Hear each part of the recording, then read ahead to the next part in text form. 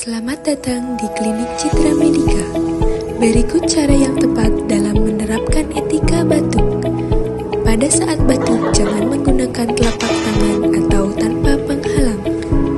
Selalu sediakan masker pada saat batuk.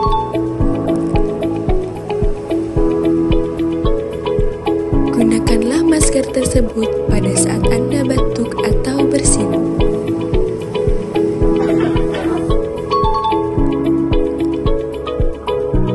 Jika tidak ada masker, tutup mulut dan hidung dengan lengan atas bagian dalam.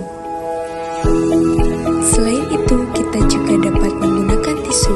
Upayakan tisu menutup bagian hidung dan mulut pada saat batuk atau bersin. Jangan lupa membuang tisu yang sudah digunakan di tempat sampah.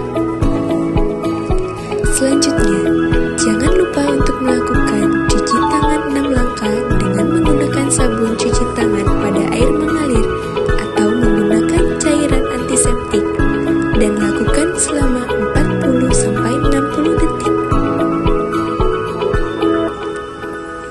Terapkan etika batuk dan bersin untuk melindungi